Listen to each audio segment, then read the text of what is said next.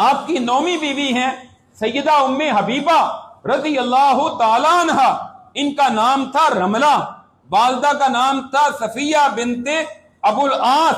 पहला निकाह अब्दुल्ला बिन जाश के साथ हुआ, एक बच्ची पैदा हुई, हिजरत करके हबशा गई हुई थी, वो मुर्तद हो गया, वहां मुर्तद हुआ, इस्लाम छोड़ा तो निकाह खत्म हो गया। अब ये अलग हो गई। रसूलुल्लाह सल्लल्लाहु अलैहि वसल्लम के साथ नजाशी जो मुसलमान हो चुका था वहां का बादशाह हबशा का, उसने अपने पास से 400 दिनार दिरहम हक महर दिया रसूलुल्लाह की तरफ से, और इनका निकाह खुद वली बन के रसूलुल्लाह सल्लल्लाहु अलैहि वसल्लम के साथ कर दिया।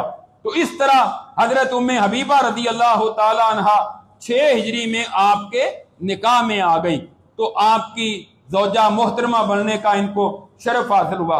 ये हजरत उम्मे हबीबा जो है हजरत मीर मुआविया की बहन थी, हजरत अबू सुफियान रज़ी अल्लाह ताला अन्हु की बेटी थी। एक दफा अबू सुफियान आया मदीना में, इन बेटी को मिलने के लिए घर में आया, मुसलमान नहीं अभी हुआ था, तो बिस्तर पर बैठने लगा, कहने लगी ठहरो ठहरो, जल्दी से बिस्तर इकट्ठा किया और फिर कहा अब बैठ जाओ। अबू सुफियान कहने लगा वजह क्या बेटी, बाप आए तो बेटियां तो उसके एहतमाम के लिए बिस्तर बिछाती हैं, क्या ये बिस्तर मेरे लायक नहीं था या मैं बिस्तर के लायक नहीं था?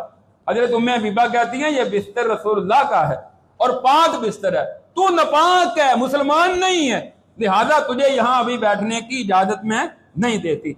बहरहाल बाद में वो मुसलमान हो गया फतह मक्का के मौका पर, अब वो भी रज़ी अल्लाह अन्हुम हैं, अल्लाह उनसे भी राजी हो चुका है।